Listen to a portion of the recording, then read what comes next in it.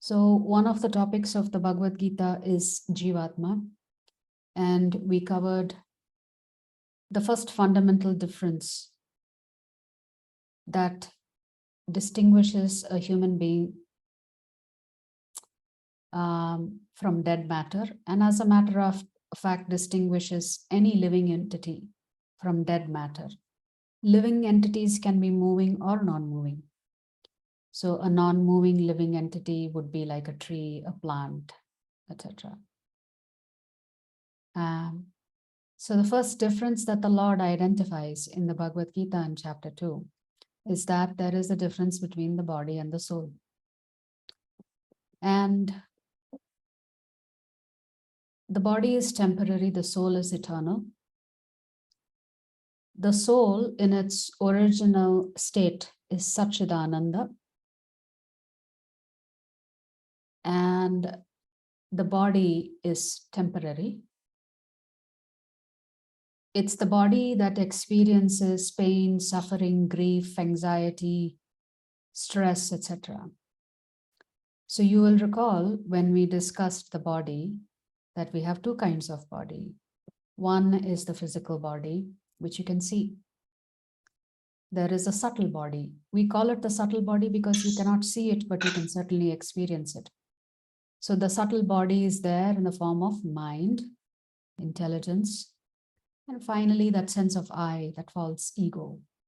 Why do we call it false ego? It's because your ego is identifying with the body, which is really impermanent. We have accepted everything on the bodily platform to be eternal and real forever. In reality, it is not. Right? And the Lord talks about the soul is eternal, it is indestructible, it is imperceptible, it cannot be cut. If it cannot be cut, it means it cannot be divided. It was always a small amsha of the Lord. And the Lord also talks about how the body undergoes changes from birth to boyhood to youth to old age. Similarly, at the time of death, the soul is just going to take on a new body or a body type. And he says nobody should be disturbed by this fact. If there is birth, the Lord says there will be death. If there is death, there is going to be another birth. The only way that we can avoid rebirth is if we go back to our original home, which is the Lord's house in the spiritual world. So the Lord specifically tells Arjuna that if we go back to the spiritual world, we don't have to take birth again. So ideally, our objective should be to make a plan to stop this suffering. And in today's session, we're going to go a little bit more into detail of why this human form is so valuable.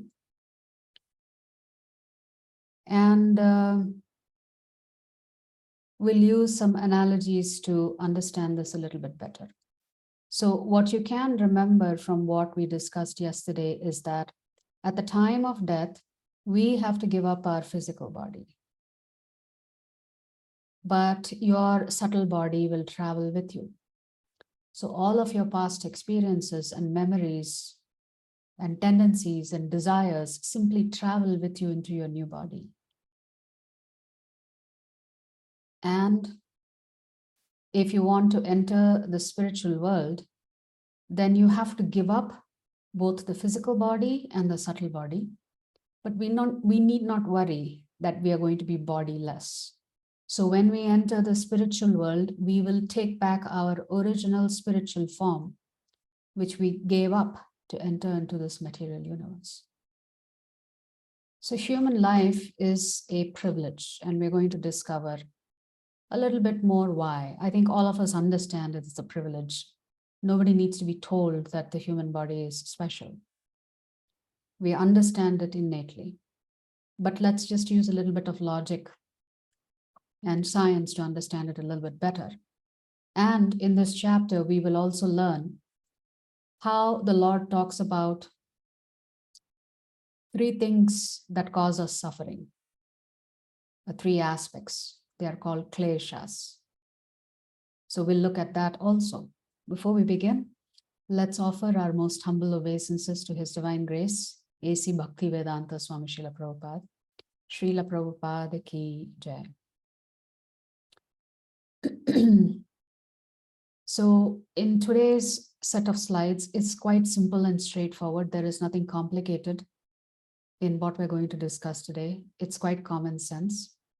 But let's use this opportunity to discuss and dive into these topics a little bit more. The first thing is, as I mentioned in our session yesterday, that the Lord believes that those who have a human form but really do not use their intelligence to understand why we are facing so much suffering and anxiety and fear and whatever else it is.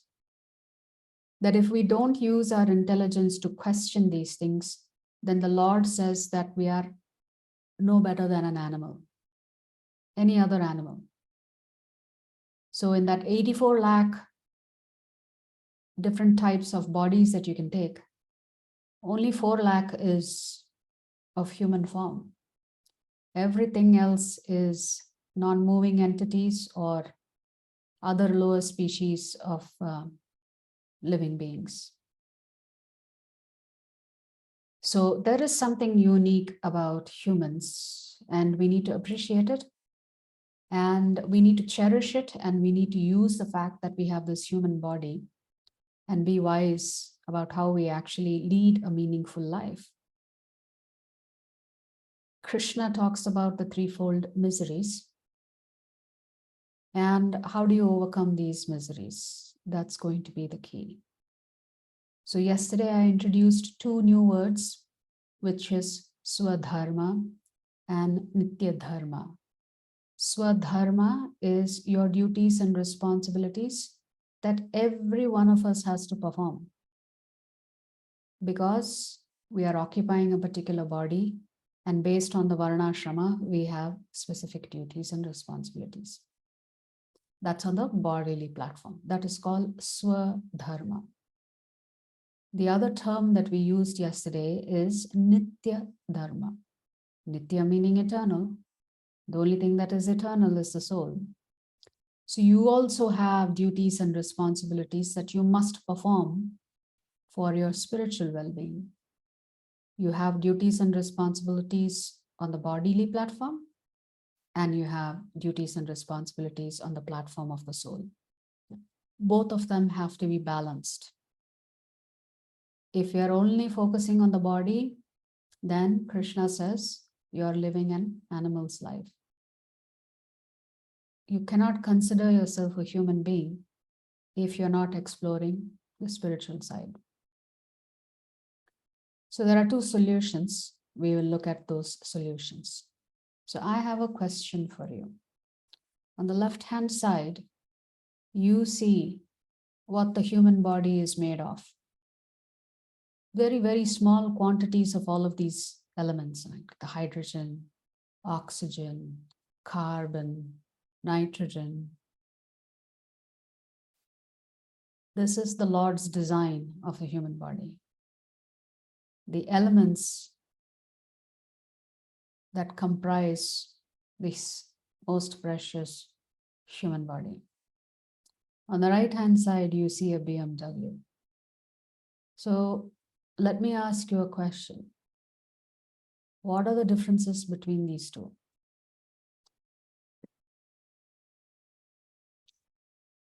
Somebody can raise their hand and we can have a quick conversation about this. What's the difference between the human body on the left and the BMW or whatever that is on the right-hand side?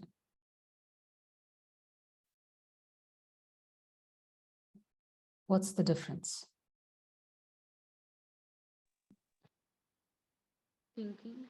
Yes, Sunanda? Thinking that humans can think. I cannot hear you. Humans can think. Hmm? Humans can think.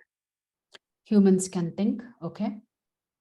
Cars also have computers these days. You heard Elon Musk is, or Google, they're all experimenting with the driverless cars, which means the computer is going to replace a human in making decisions. Yes, but you're right, humans can think. Computers are attempting to mimic human thinking and decision-making process. That whole thing is called artificial intelligence. So humans can think. What else? Sindhu? Living and non-living. Living and non-living. What else? Hello. Yes. Response to stimuli. I'm sorry? Soul is missing in the car. Soul. Okay, who's speaking? Kumar. Umar. Okay, all right. So the soul is there in the human body. It's And missing. because the car is essentially dead matter, it has functionality, but just because it has functionality does not mean it is alive. So the car is just dead matter. What do you think is the cost of the car on the right-hand side? Or the machine 50 that lakhs. 50 lakhs. Okay, 50 lakhs. What's the cost of the body on the left-hand side?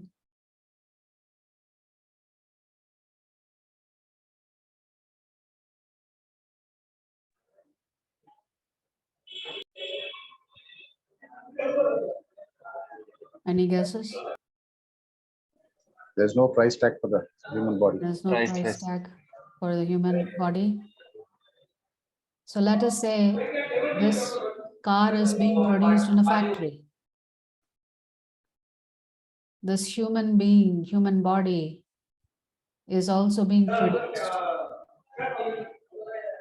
through the combination of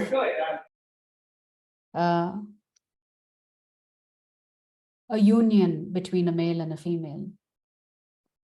If you had to put a price tag on the elements, the raw materials that have been used to make this human body, it will not be more than 150 rupees.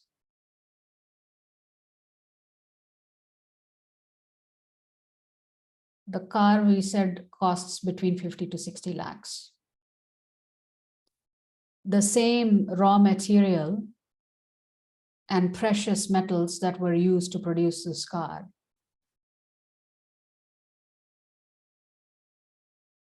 with big factories, huge amounts of fire, steel, pollution, excavation deep into the ground to extract some precious metals to produce this car. It takes tremendous effort to produce this car.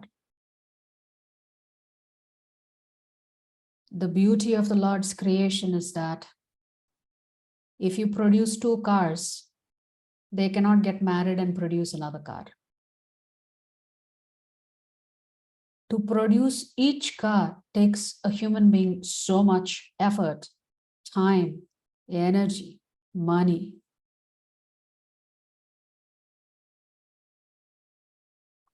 Similarly, if you produce a laptop, two laptops cannot unite to produce another laptop. But look at the Lord's design. Two human beings can procreate and this can go on forever.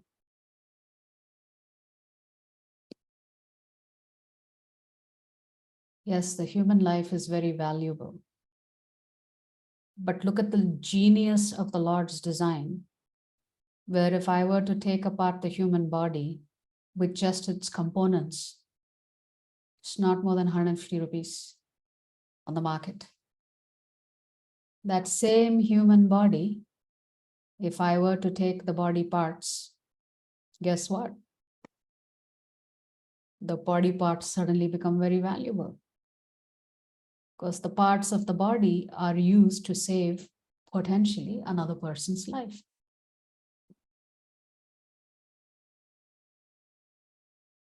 So sometimes it appears that a human being is worth more when they're dead than when they're alive. Because when the human being is alive, we don't value them. Sometimes we spoil our relationships with family members, not recognizing how valuable that person is, even though they may be full of faults. No? So if there were to be an accident, even though that BMW costs far more, and that human body apparently costs less than 200 rupees, we would still rush to serve the human being. So we wouldn't worry about the car and taking it to the garage to get it fixed.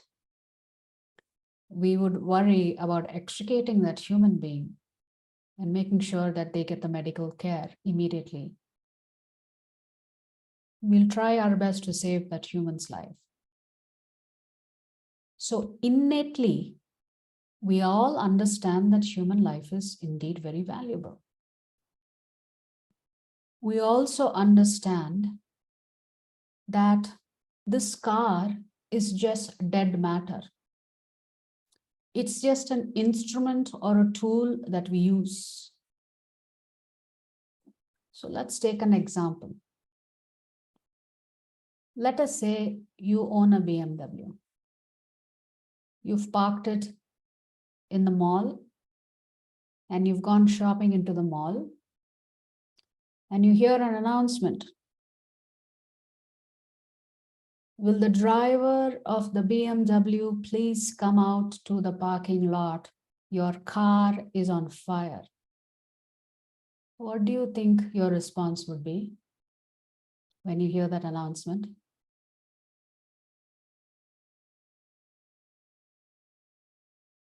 There is an announcement saying that a BMW is on fire in the parking lot. The owner or driver of that vehicle, please come out right away. What would be your response when you hear that message? Shocking. Shocking, fear, anxiety, right? So let us say you've run out to the parking lot because you're worried, is it your car? Because you're already imagining a lot of things. So either you're thinking, oh, I just bought it. Or, oh, I didn't renew the insurance. Or, oh, it's still on loan. I still owe EMI on it. There are so many worries going through your mind in just flashes of seconds. But let's say you go out into the parking lot, you run to the car, and you discover it is not your car, it's somebody else's car. How would you feel now? Huh? Very happy. Very happy. Why? What changed?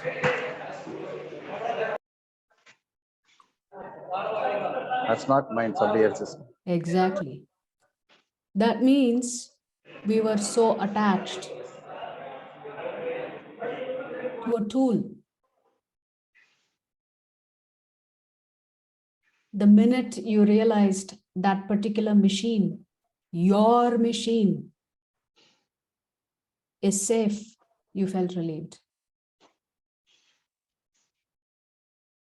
Which means the more we get attached to things, the more we're going to experience anxiety and suffering.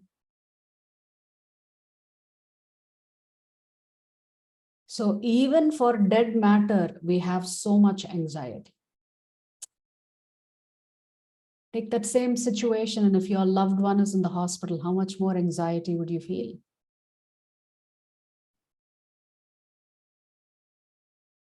Right? So we need to understand that the most valuable thing that we can ever possess is our own body. And we have to learn to respect our body. It's a gift to us. So we need to take care of it nicely,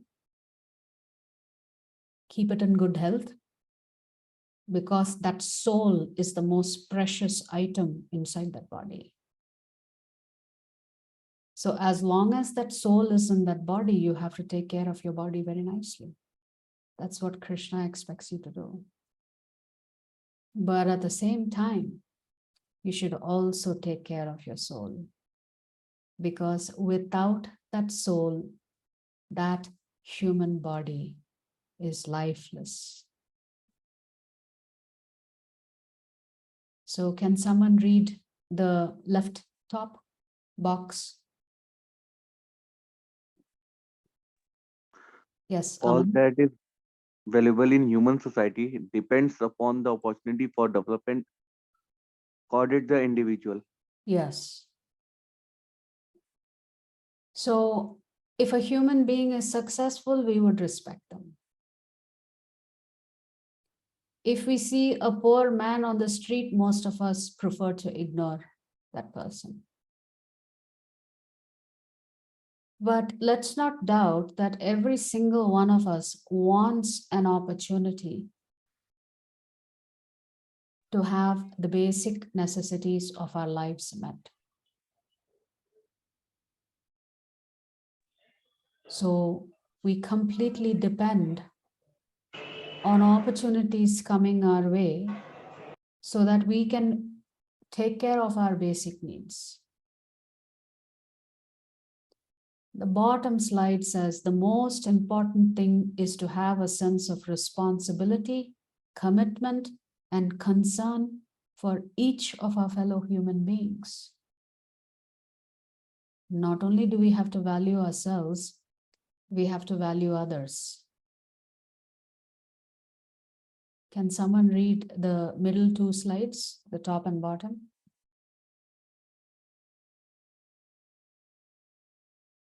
So one of you can read it.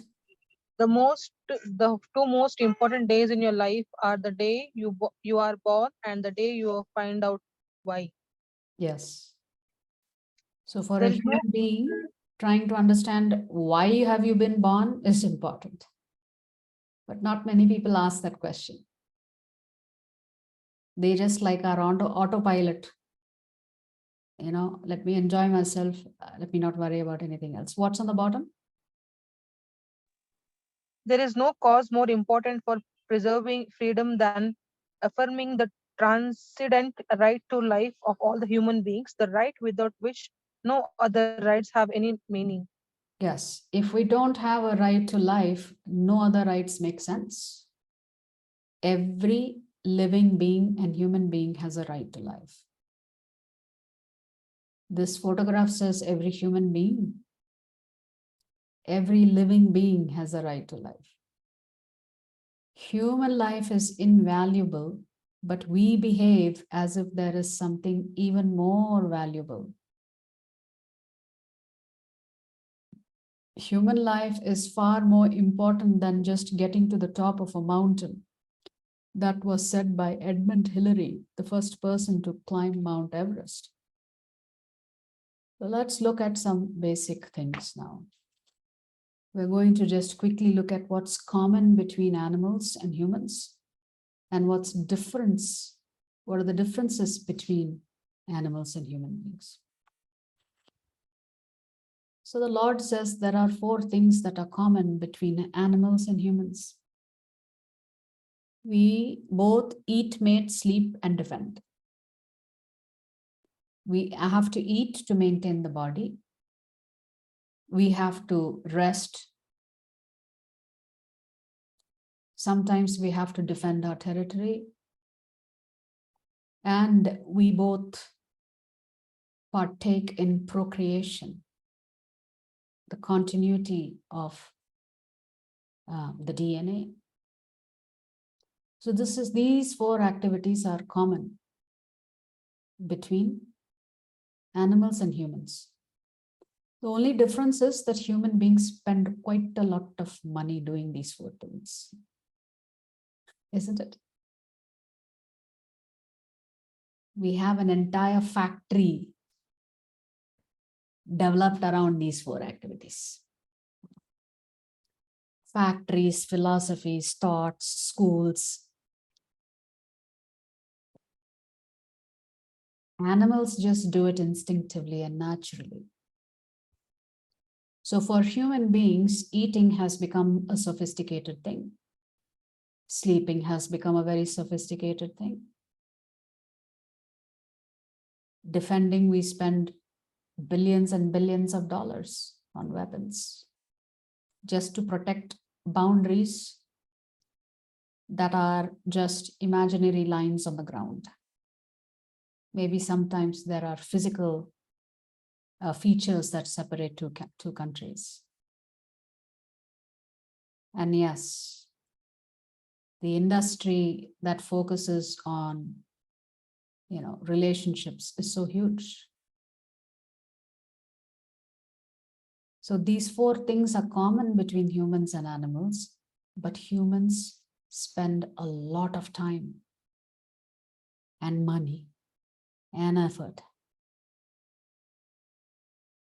just trying to maintain these 4 things. What is the difference between animals and humans? Well, both the animals and humans have intelligence. Because if the animal did not have intelligence, it wouldn't know how to go search for food, how to protect its territory, etc. So we should not think that animals don't have intelligence. Animals also have intelligence.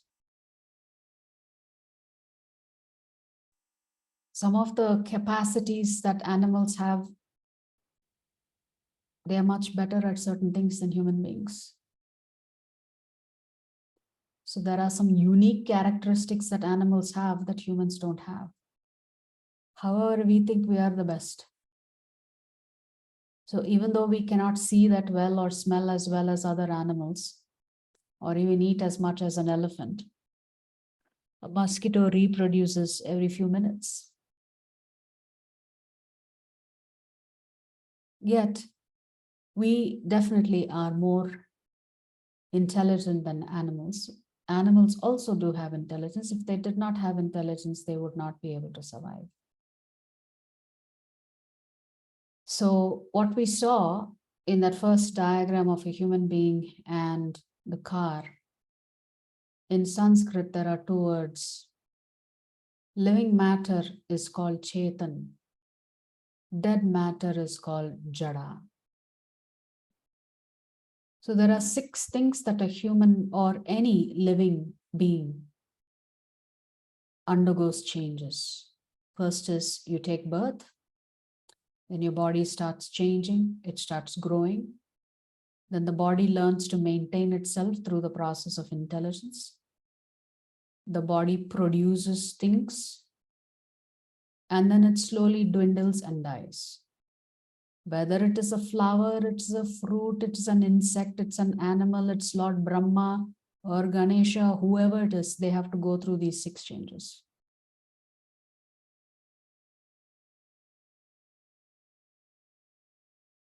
You don't have to undergo these 6 changes if you're in the spiritual world. You only undergo these 6 changes if you're in this material world. Whereas with a car or any other object, it just depreciates in value. And then of course, certain things may appreciate in value also over a period of time. That's because there is a market for things like antiques, etc. Similarly, a living entity can perceive things, can think, can will, can feel. And even animals sometimes act with a purpose. Definitely humans also have purposeful activity. Whereas dead matter cannot think, cannot will, cannot feel. There is no intentionality. You can build the fastest computer, the most advanced type of artificial intelligence to drive cars, but intentionality is not the domain of dead matter. Dead things or matter does not have consciousness.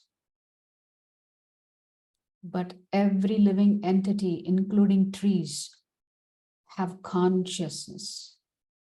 It is just that the level of consciousness differs from Jivatma to Jivatma. If human beings use their intelligence, then your level of consciousness is higher. If humans are simply performing the 4 activities that animals also perform, then their consciousness is still at the level of an animal. They have not elevated their consciousness. So our Shastras say, only if a human being asks questions like, why am I suffering? Why are there so many differences that I see around me? Why is there inequality around me? Only when you begin to question it and try to pursue the truth, you are called a human being. Otherwise, if you're not exploring this field of spirituality at all, you are as good as an animal. It's just that you are more sophisticated at being an animal than an animal is. So it is only natural for a human being to want to protect their life, to want to increase their knowledge about things, to search for happiness all the time.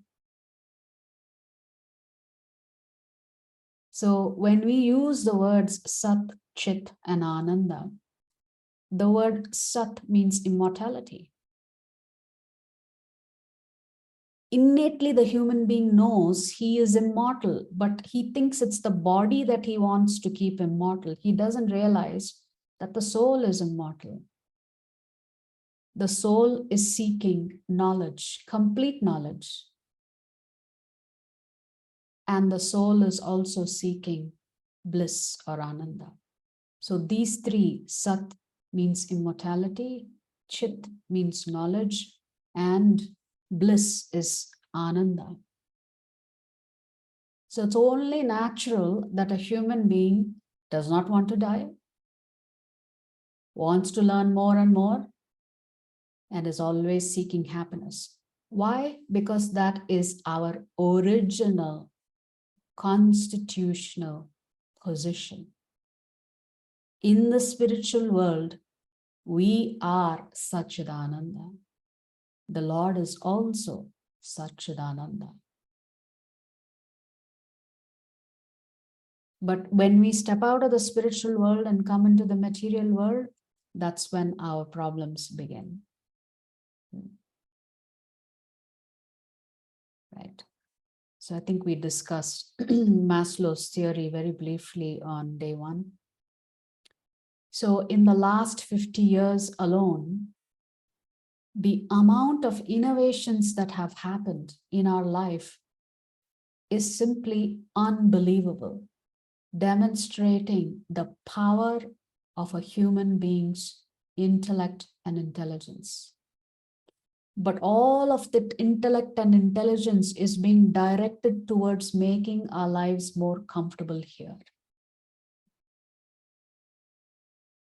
So in spite of having bigger houses, better amenities, more technology, more conveniences, none of us are at peace.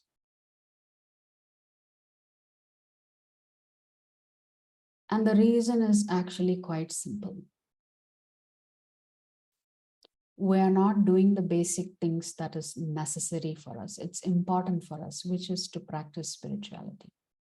In human life, we purchase things we don't need to show off to people who we don't like with money that we don't own. So we are spending extraordinary amount of money, time, and effort just trying to pretend to be somebody that we're really not.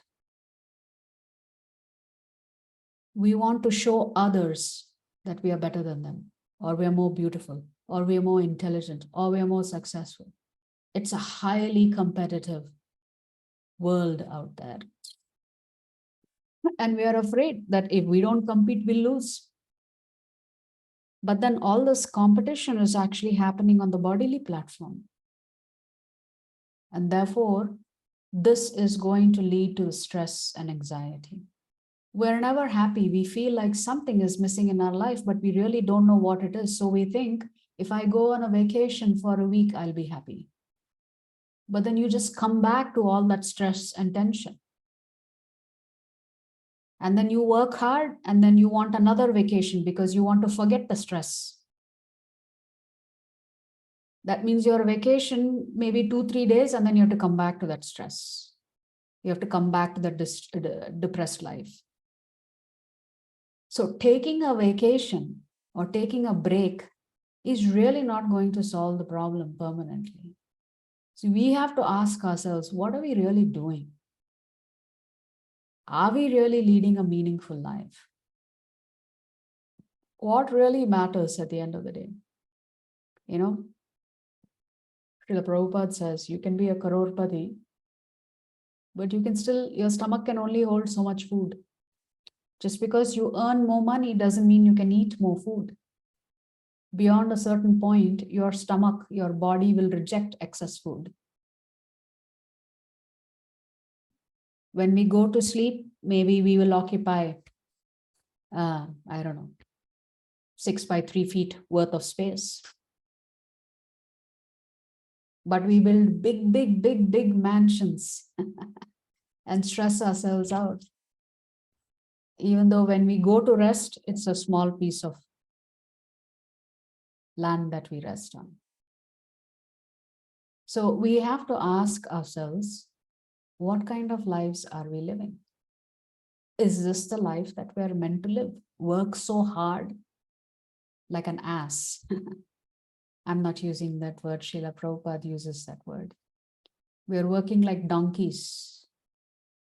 You know, the asses in India and in a lot of cultures are used to carry a very heavy burden. And they're very happy when their master gives them some clump of grass to feed them. The ass doesn't know grass is available freely. He thinks only if he carries this heavy load, he will get rewarded with some nice morsel of food. So great saints have said in the recent past, this has become the condition of human life. We're working hard like donkeys and asses, and we really don't even know why we're working so hard. Why are we carrying such heavy burden? Just so that we can earn a little extra money. So the difference between an animal and a human being is that we have the capacity to inquire about life and death. An animal at best can inquire about its basics.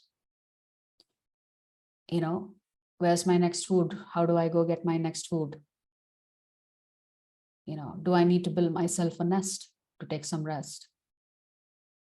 What do I need to do to get a mate? Of course, all of this is happening instinctively for the animal. But a human being can inquire about these things. Why is there this cycle of birth and death? So we have the capacity to ask, why am I suffering? After death, where do I go? Why do I grow old and weak? Why am I getting diseases? How can I get permanent happiness? So the Vedanta Sutras written by Srila Vyasadeva is essentially aphorisms that condense the Vedic scriptures in 2 or 3 words. And one such aphorism is Athato Brahma Jignasa. So for a human being has to ask, what is the purpose I am here? The jignasa means inquisitiveness. A human being has to be inquisitive. Now that I have this life, why am I here? Now that I have human form, I have to inquire, why am I suffering? If I don't inquire why I'm suffering, then it means your consciousness is at the animal stage. Krishna says in the Bhagavad Gita, a very intelligent person can perceive that birth, death, old age, and disease are the real problems for us in life. Actually, the word Lord Krishna uses is evil. The one who perceives the evil of birth, death, old age, and disease has actually understood what is the real problem in life. So, what determines our attitude? You know, it's our past life conditioning, our sense of who we are, our upbringing, our association, our willpower. All of these things determine whether we continue to lead an animal life or do we start inquiring about spirituality. So our attitude to having this very precious human body is determined by all these factors. Who do you spend time with? How have you been raised in your family? What about your past lives? What about your own willpower to get to know more? In that context, the Lord tells Arjuna that every human being undergoes 3 different kinds of miseries. What are those 3 different kinds of miseries?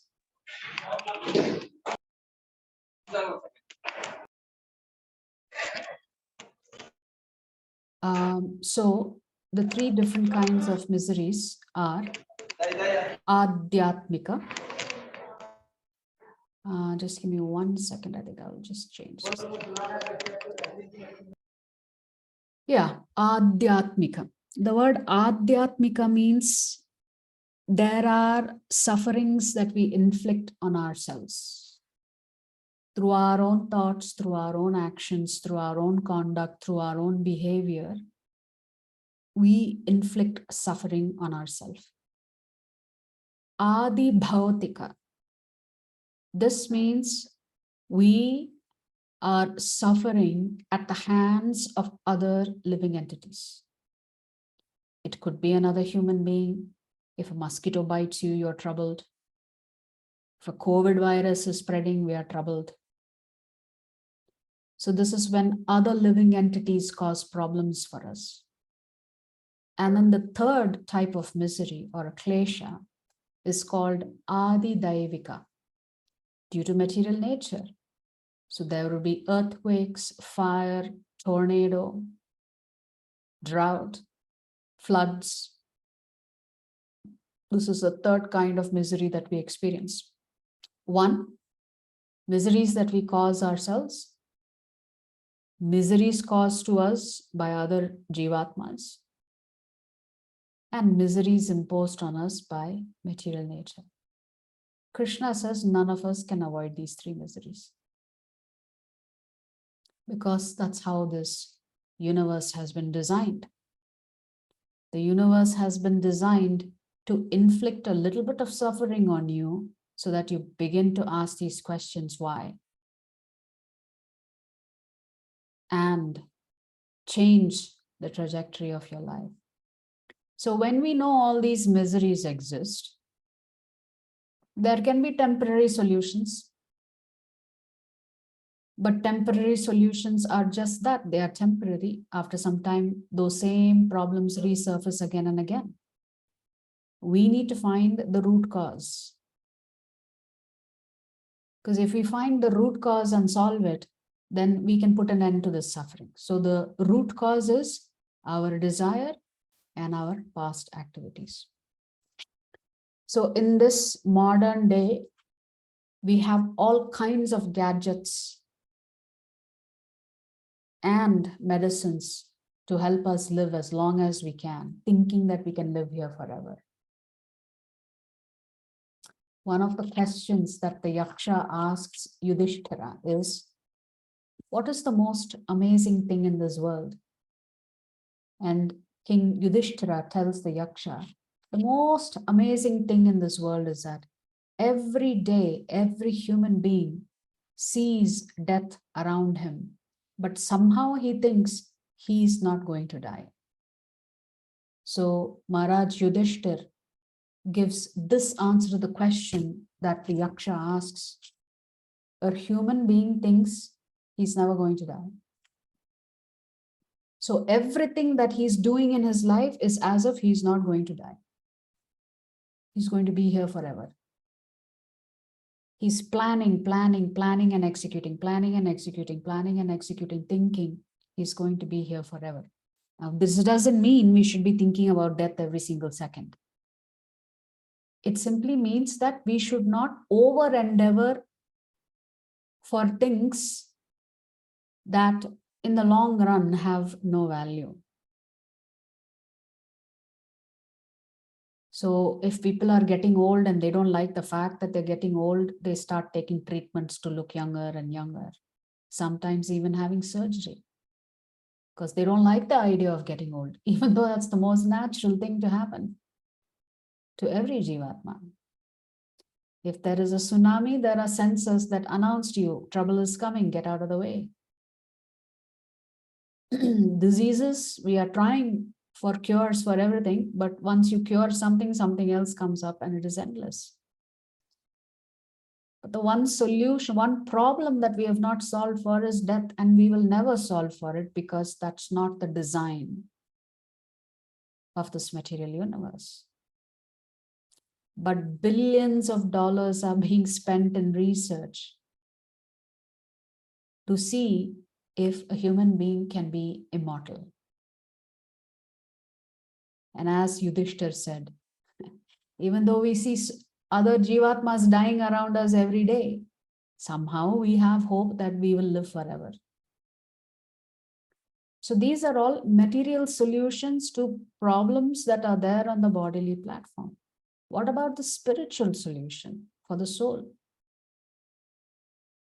Why should the soul undergo this suffering? Why should the soul take on so many bodies? Why do natural calamities happen? The root cause of this problem is because we identify with the body. Our fundamental identity should be with the spirit soul. And when Arjuna complains, I don't want to kill, one of the instructions or shlokas that the Lord instructs Arjuna is as follows: Dehi nityam avadhyoyam dehe sarvasya bharata tasmat sarvani bhutani natvam shochitum arhasi. Krishna is telling Arjuna, he who dwells in the body can never be slain. Therefore, you need not grieve for any living being. So Krishna is saying, yes, at some point or the other, the soul is going to give up the body. So just because the soul has exited the body, you should not lament because that soul is not injured. The soul is simply going to take on a new body. So what is there to be grieving about? That is Krishna's instructions to Arjuna. So what is the root cause of the problem is that we identify with the body. Everything we're doing, we're taking care of the body. We're simply ignoring the soul that is residing within this cage. So imagine if you had a bird in a cage, and every day you're polishing the cage and polishing the cage and polishing the cage, and you've forgotten to give food to the bird inside the cage. Eventually the bird is going to suffocate and die and wither away. So similarly, Krishna says we should not dwell too much on the body. We should dwell a lot more time on the soul. So the mistaken identity and the problems arise when we identify with the body. So that takes us to these two terms, swadharma and nithya dharma. swadharma is duty towards our own body, which includes taking care of ourselves, taking care of our family, taking care of extended family, being good citizens in society, etc. So any duty that you have towards this body, yours and others, is called swadharma. The most important duty that we have, Krishna says, is to our soul. This is called nithya dharma. And our problem arises when we ignore our nithya dharma. So what is this nithya dharma? As we said, the soul is searching for something. It is searching for God because it knows it was connected to God before. So when it becomes separated from God, the soul is constantly looking for God everywhere in the form of artificial happiness. But that real bliss can only come by reading the scriptures, by going to the temple, by chanting the Hare Krishna Maha Mantra, by doing some deity worship, by offering nice bhoga to the Lord, accepting and honoring that bhoga as prasadam. So these are all activities that satisfies the soul. And have you ever wondered when you go to any ISKCON temple, everybody looks so happy, bright. They look peaceful.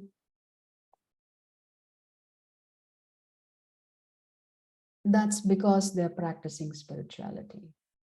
So when you practice spirituality, you are going to achieve greater control of your emotions, and you truly feel that you are under the protection of Krishna and nothing can harm you. And that even if something happens to you, that Krishna is taking care of you. So this is the nithya dharma. So Krishna says real intelligence is actually spiritual intelligence. Doesn't matter how many degrees you have, how much wealth you have in your bank account, how beautiful you are, or how talented you are. None of that matters to Krishna. What matters to Krishna is how much spiritual intelligence you are developing, which means all of us have to go beyond the body, right? We need to understand where is the true happiness coming from. It comes when we are connected to Krishna. So what is the path to self-destruction? The path to self-destruction is thinking that everything that you do has to be for the body only, nothing else. I, me, mine. Aham mameti. Me and mine. So in one of the Shastras, there is a comparison made. This body is like a chariot. It's a machine. The senses, which is the eyes, nose, ears, the mouth, and the skin, they're like children. They're constantly distracting you. I want this, I want that, I want this, I want that. So the five senses are like the five horses, but trying to move in its own different directions.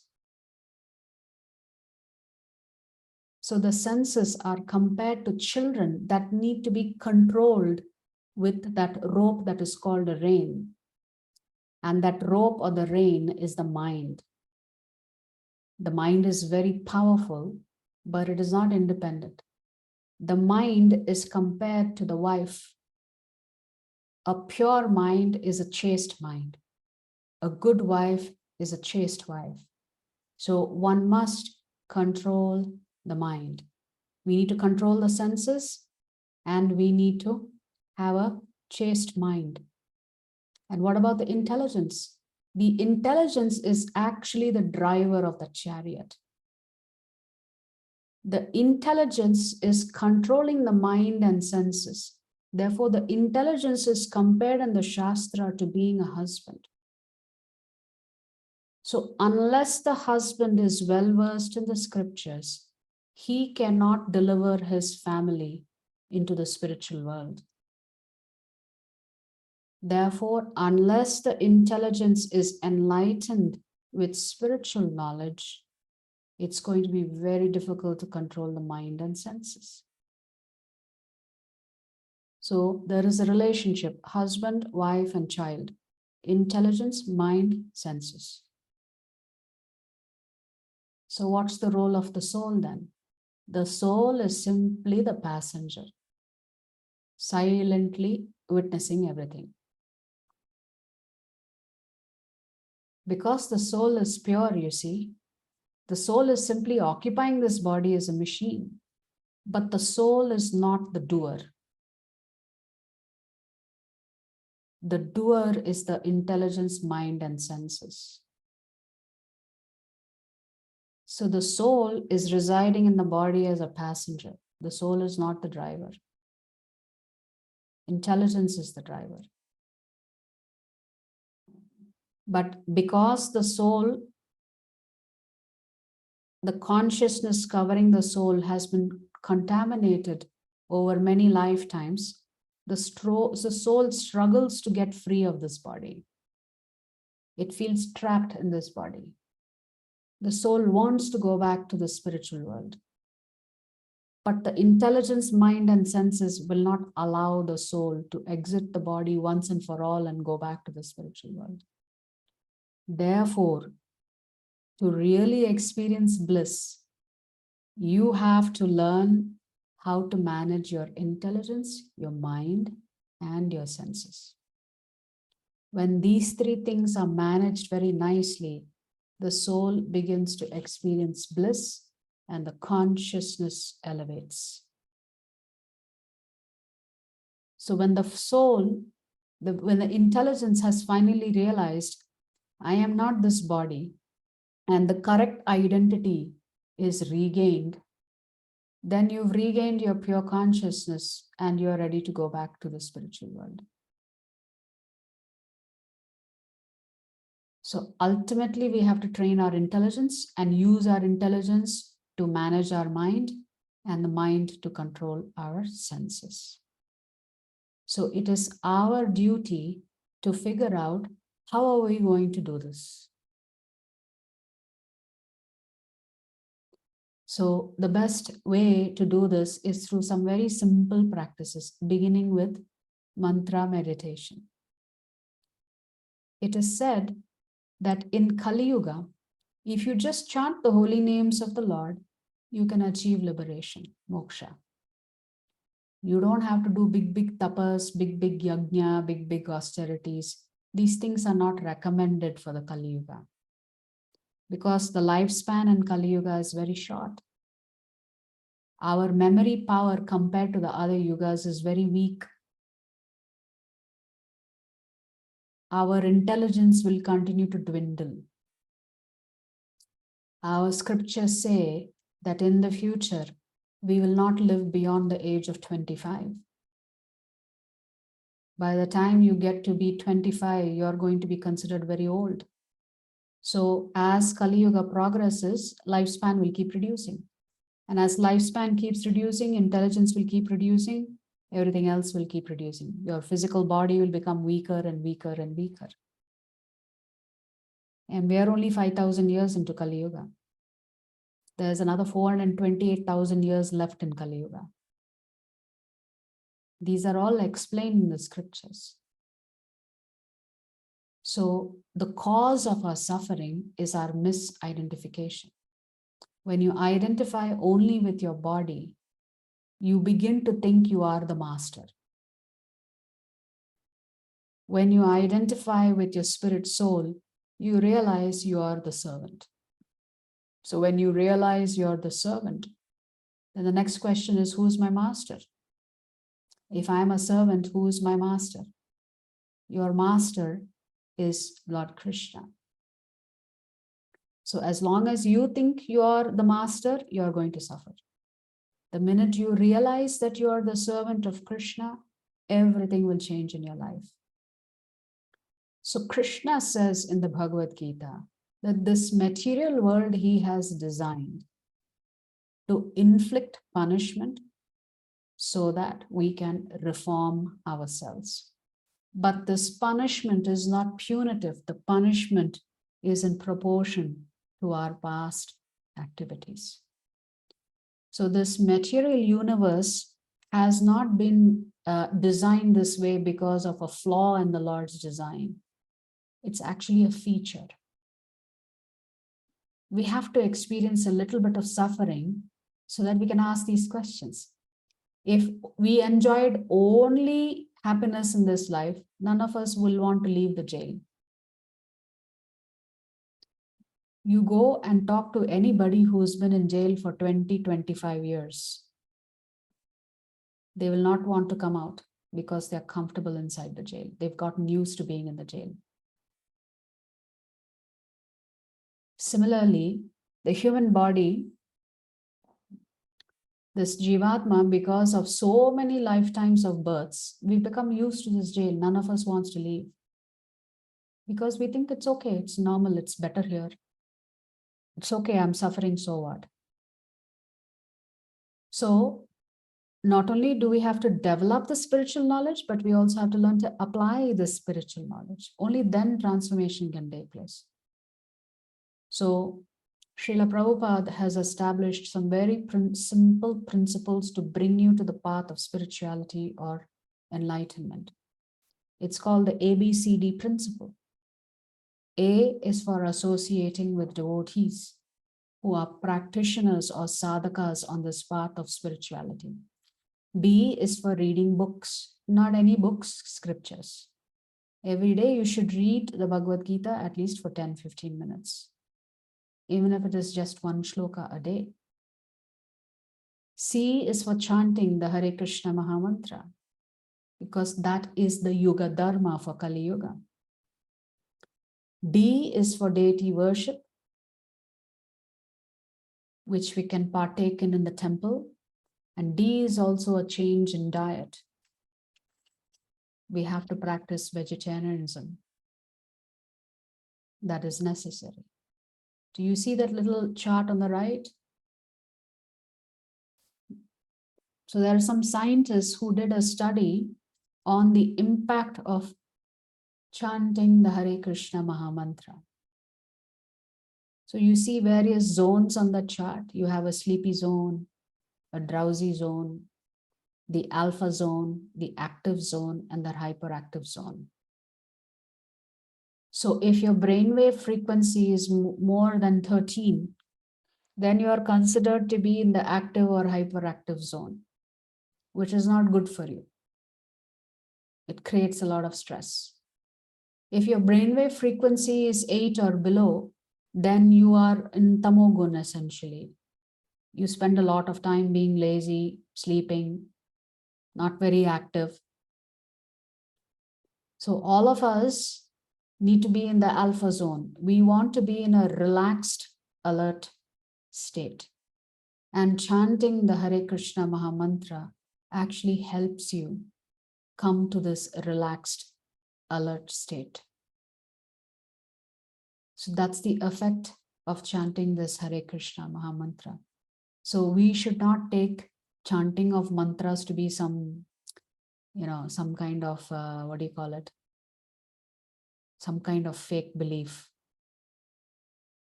It's real. Mantras do have effect on your consciousness, especially the Hare Krishna Mahamantra. So we already discussed this, that the body is a whole chariot, the senses is the horse, the mind are the reins, the intelligence is the driver, and the soul is a passenger. So what we need to understand is the mind, it cannot be trained, it is spontaneous. It's a place of emotions and reactions. Only the intelligence can be trained, because that's where your rational and thoughts are. This ego acts as a glue. Ego is important because it gives you that sense of identity. The only problem is misidentification, that you are the master instead of thinking that in reality I am the servant, that is what actually causes problems. So knowledge is best received when it is desired. Lord Krishna is very happy even if you offer him a little tulsi leaf. Krishna says in chapter 9, shloka 26, Patram pushpam phalantoyam yo me bhaktya prayachati. Krishna says, just with a little bit of love, if you offer me a leaf, a fruit, a flower, something to drink, I will accept it. So it's not that Krishna needs a tulsi leaf from you or he needs a fruit from you, because all of it belongs to him. What is Krishna looking for? Krishna is looking for your love.